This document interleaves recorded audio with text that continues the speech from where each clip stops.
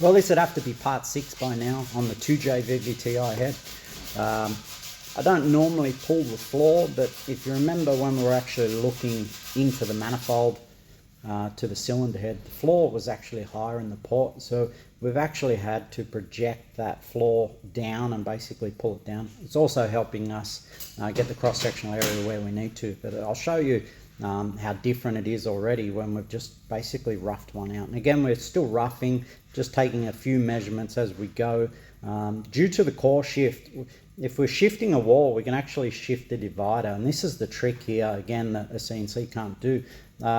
We can actually thin one side of the divider and the opposite wall. That way we move the port over and we keep the cross-sectional area to where we actually want it, rather than making one side too big, the other one a little bit too small, or just in general making the port too big. So I'll show you where we're at.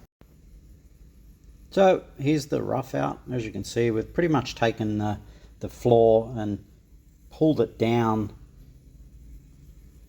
basically level with what the manifold was projecting. And just to give you a quick example, so we can see we've matched that cross-sectional area now, so we've got a nice slide.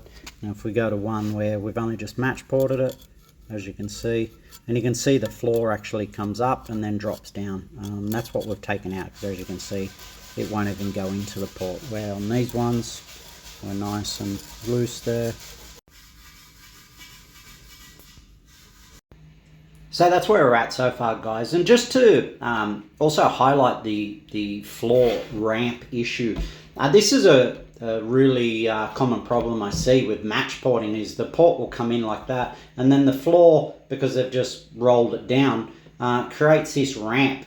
And the problem with this is, it's like when you go, if you're going down the highway and you go over a rise in the road, you'll actually unload off your seat slightly and then compress back down. Air's going to do the same thing in the port, and we don't want that, because then we're throwing air to the roof, and that causes separation on the short turn further down in the port. So this is a real key area to focus on and keep that airstream as stable as possible as far as G-force goes, because if we again start turning it too much, the air forces against that wall, and we get that density gradient as well, like I was showing with the video with the helium balloon in the car.